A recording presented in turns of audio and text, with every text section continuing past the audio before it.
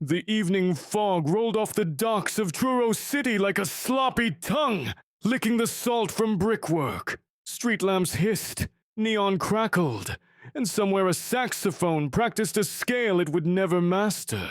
Typical noir atmosphere, if you were the sort of person who needed atmosphere. But no human eyes peered down Inkblot Alley tonight. Only a tan trench coat shuffled alone, belt tails flapping, muttering to itself like a pair of disgruntled pigeons sharing one crust of bread.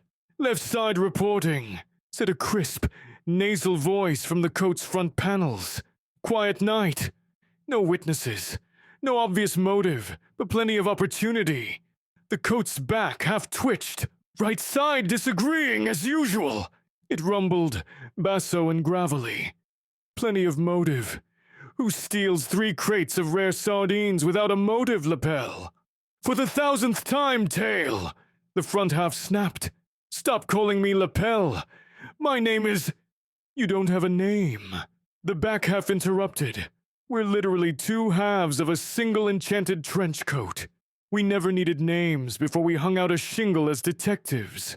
"You hung out the shingle, tail. I preferred focusing on the finer things, like staying dry on rainy days, which would be impossible without me, because guess what? I'm the part that actually stops rain from soaking your precious buttons." "Enough," lapel hissed. "Let's review facts. 3 crates of Baltic gold sardines vanished from the harbor warehouse. Only clues: 1 broken fish tin key, and a footprint shaped suspiciously like a waffle iron." Tail humphed. "And the whisper that Briny Benny, the smuggler's back in town. Scales don't lie. Scales are for fish. We're following footprints." A gust of wind spun them half a turn, leather collar slapping. A less experienced piece of clothing might have toppled, but lapel and tail had been walking the hemline for years. They stiffened, united just long enough to keep balance, then resumed their bickering stroll toward the warehouse. The story of how a trench coat became 2 arguing halves was whispered through every haberdashery in Truro. Years ago, the coat had belonged to Prestidigitato the Magnificent, a stage magician who specialized in sawing things in half that really shouldn't be sawed. One chaotic evening, he attempted to saw himself in half while wearing his lucky trench coat. The audience applauded. The magic misfired. Prestidigitato walked away in one piece, but the coat awakened, self-aware, and irrevocably split down the center, each half possessing half a consciousness. Eventually, the 2 halves realized they could slide back together and pretend to be whole whenever humans were watching, but in private, the split remained. 2 minds, 1 garment, forever quarreling about everything, including whether it was proper to fold or hang when resting. Detective work was the only thing they both enjoyed. The first case had come by accident, a stolen umbrella. They solved it in a day by interrogating a gossiping clothesline. Word spread. Soon every hat, glove, and occasionally human with more imagination than budget sought their services. Now, at the warehouse door, lapel inspected the lock. Forced with a flat implement, crowbar, maybe a steel spatula. Tail swung to give a better view, complaining, "If you'd angle the collar, I could see too." "You're not the one who does close-up detail," lapel sniffed. "Remember the yarns and needles heist? I spotted the single cat hair that cracked the case." "I spotted the cat!" Tail roared. "Big orange fellow, the size of a beanbag chair. You were busy admiring your reflection in a puddle." "Focus," lapel said, producing a small flashlight from an inside pocket.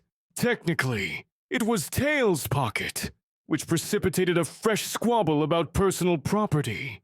But they shelved the argument when a shadow flickered deeper inside. They slipped through the doorway like a stealthy blanket. The vast warehouse was a cathedral to fish. Wooden crates emanated a scent akin to regret and pickled moonlight. Many crates remained lashed, but on aisle B12, 3 spots lay empty, strewn splinters, smears of oil, and the aforementioned waffle-shaped footprint decorated the floor. Lapel crouched. Impressions show deep tread, curved outline. That's no shoe. That's a cast-iron waffle press. Someone walked with one strapped to their foot. Or someone is themselves a waffle press, Tail suggested. Lapel blinked.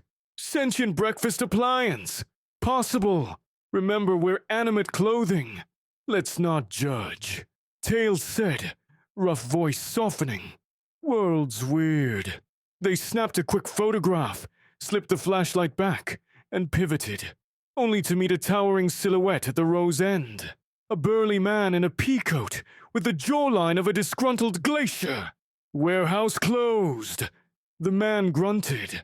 He stepped forward. I'm the night guard. Tail puffed the hem like a cat. You're 3 hours late for rounds, friend. How'd you know? The guard asked, squinting. Lapel deployed a bluff. We come here often for the smell. He flared a button in what might pass for a smile. Detectives, licensed and wrinkled. Mind a chat? The guard eyed them, noticing, as humans often did, nothing amiss about the coat conversing with itself. Talk fast. Who else had keys? Lapel asked. Sardine company boss, Mia Malakara, the guard said. But she's away in Stavanger. Tail noted. Never stopped criminals before. Any sign of forced entry on other doors? None, the guard admitted. Just this one. Oddest thing. Lock was broken from the inside out. The halves exchanged glances. Inside job, Lapel whispered. Maybe literal. They collected the guard's statement and slunk back to the street. Rain began drizzling. Lapel's least favorite weather. Although the irony of a coat complaining about rain never failed to amuse Tail. So what's our angle? Tail asked, jiggling the belt. We got fish, waffle print, inside job, and a missing sardine shipment valuable enough to bribe politicians. Lapel added. Baltic gold sells for $40 a tin on the black condiment market. Someone's gunning for a fortune. A taxi honked. They hopped onto the sidewalk seconds before tires splashed a gutter tsunami. Both halves flinched at the muck. Let's visit our informant, Lapel decreed. Fedorov the Fedora. Fedorov owned a hat speakeasy hidden behind a legit millinery. He knew everything about the comings and goings of headgear, and by extension, the heads within them. At the shop, they knocked 3 times, paused, knocked twice. A slot slid open in the door-scuffed shelf labeled Hats Only. A felt brim peeped. Password! Brimstone, Tail growled. That's last week's, came the muffled reply. Lapel sighed. Try Chapo Clandestino! Fancy, the voice said, door unlatching. Inside, towering hat racks formed a maze. Fedorov lounged on a velvet cushion, burgundy silk band gleaming. Coat, halves, delight, he purred, accent thicker than a double crown stitch. What wind ruffles your hem tonight? Waffle-shaped footprints, Lapel began. And sardines, Tail finished, crates of them. Fedorov hummed. Briny Benny rumor true then. Word is he's expanded beyond contraband cologne. He's going gourmet. He walk funny? Tail asked. 40-pound steel waffle iron tied to one leg after car crash, Fedorov supplied. Refuses prosthetic. Says it keeps foes guessing and breakfast ready. Lapel clapped a button. Motivation plus unique gait. Where's he hide? Old syrup factory downriver, Fedorov said. Watch the floor. Sticky. The halves thanked the fedora, leaving a voucher for a complimentary dry cleaning, worth its weight in thread. Outside, thunder grumbled. Before we waffle our way into that factory, we need warrants, Lapel said. Since when? Tail chuckled. We're clothing. Jurisdiction's fuzzy. But I love procedure, Lapel insisted. Besides, we can't cuff a smuggler. No wrists. Tail conceded. They visited Police Precinct 13, where Desk Sergeant Wilma O'Shaughnessy greeted them with the resigned expression of someone about to accept advice from a scarf. "Evening, Sergeant," Lapel said, doffing an imaginary hat because wearing one would be redundant. "We need a search warrant for the Maple Leaf Syrup Works." "Evidence?" Sergeant Wilma asked. "Waffle footprints, eyewitness hat, broken lock, missing sardines." Tail recited. Wilma sighed. "Fine. Judge Quilter owes you for solving her Mittens kidnapping anyway." She stamped the form. "Don't get yourselves laundered." An hour later, they stood before the abandoned syrup factory. Rusted tanks towered overhead. Graffiti declared, "Pancakes forever!" And every surface glistened with a film of residual syrup, so thick it trapped flies mid-buzz, now fossilized in caramelized terror. Tail braced. "I hate sticky floors." "You're the bottom half," Lapel retorted. "You were made for floor duty." The front half tiptoed, not easy for cloth, across planks toward a loading bay. Inside, stacked fish crates formed a pyramid.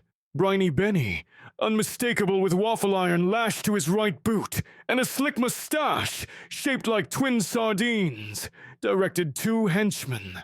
"We move at dawn," Benny said. "Baltic gold for the breakfast black market. Nobody's gonna tie waffles to fish." One henchman shuddered. "Whole place smells like a mermaid's gym sock." Lapel whispered to Tail, "We need diversion." Tail whispered back, "You're the chatty one. I'll handle physicality." They snapped together, front aligning with back, collar hugging. They became, to any casual observer, a normal albeit empty trench coat standing upright. The belt tugged the coat across the floor, taking advantage of Syrup's grip to glide silently until they stood behind a crate. Tail lurched, knocking over a barrel. Gooey syrup cascaded, knocking Benny's henchman off balance. Benny turned, waffle foot sliding. "Who's there?" Lapel flared the collar dramatically, speaking in a booming baritone borrowed from Tail. "Coat justice!" Benny blinked. "What?" Tail's sleeve shot out, lassoing a dangling hose. Syrup sprayed like a burst dam, coating Benny's boot. He tried to run, but waffle iron suctioned to the sticky floor. "I'm stuck!" he howled. Henchmen scrambled, but Lapel toward Tail twisted a valve.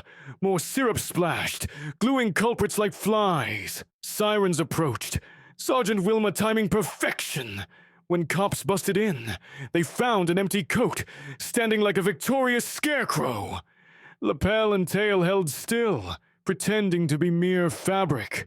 Benny babbled about a talking coat, so officers chalked it up to syrup inhalation. After arrests, the coat strode outside before re-splitting.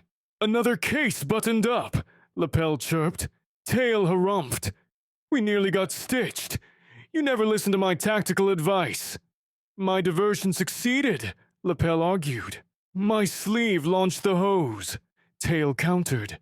"Team effort," Lapel conceded. "Credit where shared." Rain stopped. Moonlight silvered the puddles. They headed toward their office, a coat rack in a second-story walk-up above a tailor shop. On the stairs, complications arose. The tailor's cat, Mrs. Tibbles, sprawled across a step, tail flicking. "Shoo!" Lapel whispered. "Let me," Tail said. He swung an empty pocket like a matador's cape. Mrs. Tibbles hissed and retreated. Inside the office, a converted broom closet. They hung themselves neatly, according to Lapel's preference, then immediately resumed bickering about who got right side of the hanger. The phone rang. Old rotary dial perched atop a stack of shoeboxes. Tail answered. "Split Stitch Detective Agency." A shaky male voice stammered. "I need help. My prized rubber chicken has vanished." Tail looked at Lapel. "New case." Lapel's buttons gleamed. Sounds foul. We're in. Their disagreement over pun propriety lasted until dawn. The rubber chicken's owner turned out to be Fortune Flapman, a prop comic whose entire routine relied on one battered, squeaky bird named Henrietta. Without Henrietta, Fortune was scheduled to bomb at the Guffaw Lounge's amateur night. Lapel loved nothing more than a desperate client. Tail loved nothing less than poultry. Nonetheless, they took the job. First suspect, Slapstick Stan, Lapel said, scanning the club's backstage. He envies Fortune's feathers. Tail inspected a cluttered table of squirting flowers and collapsible top hats. Second suspect, everyone else. Clowns have sticky fingers. They questioned a pair of juggling scarves, helpful but prone to tangling, and a monocle who'd witnessed the stage door ajar at 3 a.m., but didn't see who entered because it was Len's off-duty time. Then they located a single yellow feather under a vent. Ventilation system leads to roof, Lapel mused. Or basement, Tail argued. It's an updraft. Lapel pointed with a button. Feathers travel upward. Bernoulli would disagree. Do you even know Bernoulli? I met his cotton handkerchief cousin once. Tail said enigmatically. They climbed. Actually, they hopped shelf to lighting rig. Lapels flapping, belt hooking rung after rung, until they reached the roof. There lay Henrietta, bound and gagged with duct tape. Brand name, ironically, Quackless. A note attached read, "Quit comedy, or the chicken gets plucked." The joke ripper. Before they could free the rubber chicken, a sinister laugh bubbled behind the rooftop water tower. Out stepped a lanky figure in a polka dot suit, face half obscured by minstrel shadows. So the tales are true, he sneered. The arguing coat finds clues. Guilty, Lapel said. What do you want? Tail added. I'm the future of comedy, the Joker Ripper announced, twirling a whoopee cushion like a six-shooter. No more cheap chicken gags. I'm elevating the craft. I needed to send Fortune a message. You kidnapped a beloved rubber chicken, Lapel said. Some elevation. Tail advanced. The Ripper squeezed the whoopee cushion. It emitted a high-pitched fart, unleashing a cloud of laughing gas. Tail held breath. Lapel inhaled and started giggling uncontrollably. Focus, Tail urged. Can't he, farty. Gas, Lapel squealed. The Ripper lunged. Tail, needing backup, did what he always dreaded. He and Lapel merged, combining faculties. The coat reformed as one, momentarily balancing Lapel's mania with Tail's stoicism. They spun, belt snapping, deflecting a seltzer bottle attack. The Ripper stumbled, tripped over a prop banana peel left ironically by his own saboteur hands, and face-planted into a custard pie, cooling by an adjacent vent. Because of course there was a custard pie. Police arrived, summoned by Tail via pocket dial while Lapel giggled, and carted the Ripper away. Henrietta was returned to Fortune, whose gratitude came in the form of 2 front-row tickets neither half could actually occupy. They accepted anyway for decor. Back at the office, Lapel sighed contentedly. Another case solved with deductive brilliance. And fortuitous pastry, Tail added. I maintain the banana peel was a key variable I predicted. You laughed like a tuba full of helium. At least I laugh. When's the last time you expressed joy? I feel joy when the hangar's orientation faces my preferred direction, Tail said. Lapel pondered. We could alternate. Tail blinked. Compromise? Compromise. Lapel agreed. They adjusted the hangar 90 degrees, and both found new equilibrium. Weeks passed. Cases came. The mystery of the missing mittens, resolved at a skating rink's lost and found box.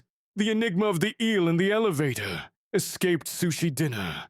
And the case of the counterfeit cufflinks. Spoiler, they were real. The wearer was counterfeit. Through each, Lapel and Tail honed their banter into something approaching symbiosis. Still bickering, but timing improved. Arguments precise, like jazz musicians riffing in fabric. Then came their toughest gig yet. A courier hat delivered a letter sealed with wax shaped like interlocking gears. To the split-stitch detective agency. One of you loves puzzles, the other loves rain. Prove you're more than a stitch-up. Meet me midnight at Threadneedle Clock Tower. R. R for what? Tail asked. Perhaps Riddlemeister, Lapel mused. Or Rip. Or Raincoat Rowdy. Could be Retail. Tail deadpanned. Midnight found them at the derelict clock tower. Gears grinding as if the building chomped on time. A single lantern flickered near the base of a winding staircase caked in dust. We go up, Lapel said. Too eager, Tail tugged belt. Trap! Adventure! Together they ascended. Halfway, the stair collapsed behind, leaving no return. Lapel self-congratulated on being lightweight. Tail grumbled about gravity. Near the top lay a round chamber. Inside, table set for tea. 2 cups, teapot steaming, sugar cubes, lemon slices, and a small note card. Clue number 1. Which half knows the whole truth? Lapel surveyed. Seems philosophical. Tail sniffed tea. Smells harmless. Let's humor them, Lapel said, sipping. Darjeeling. Tail refused, scanning for danger. Puzzle might be time-limited. A clock gong resonated. At the next chime, walls would shift, but they didn't know. A panel slid, revealing screen with riddle. I have cities but no houses, forests but no trees, and water but no fish. What am I? Map, Lapel answered instantly. The screen dinged. A door opened. Tail respected the quick answer. Nice. Second chamber. Floor mosaic depicting coats split in 2. Another riddle. What belongs to you but others use it more than you do? Your name, Tail replied. Doctor opened. Lapel raised a button. You know riddles? Picked up a book once while you polished a button. They progressed through puzzles, mirrors, scales, mazes, each requiring one half strength and the other's insight. They realized the mastermind forced them to cooperate. It almost worked too well. They began finishing each other's sentences. Final chamber. A pedestal held a spool of gold thread. Beside, an ornate tailcoat hung, black with burgundy lining. Out stepped a bespectacled, silver-haired man, Prestidigitato, the magnificent himself. You, Lapel exclaimed, the magician who split us. Unintentionally, the magician said. I sought to test whether the halves could be rejoined permanently if they proved united in mind. We're plenty united, Tail argued. We solved puzzles. Prestidigitato gestured at thread. Gold of Arachne! Stitch yourselves. Become whole. Lapel and Tail looked at each other, metaphorically. Whole means one personality, Lapel whispered. No more arguments, Tail noted. Would that be better? Lapel wondered. Tail pondered. I'd miss disagreeing with you. I'd miss winning, Lapel joked. Prestidigitato waited. Finally, both halves shook the belt like a handshake. Thanks, they said together, but we'll remain gloriously in pieces. The magician smiled, not disappointed. A perfect answer. Wholeness isn't sameness. Harmony's found in dissonance. Well played. Continued, detectives. He vanished in puff of herring-scented smoke. A final inside joke. The tower stairs repaired themselves, and the halves exited under swirling snow. Tail mused. We turned down being normal. Normal's overrated, Lapel said. Besides, who'd argue with me as eloquently as you? Snowflakes melted on fabric. Tail didn't complain about moisture. Lapel didn't brag about resisting stains. They simply walked, belt swaying in rhythm. 2 halves of an enchanted trench coat. Detectives of the curious and custodians of comedic chaos. A duo perfectly incomplete, stitching orneriness to brilliance with every case they closed.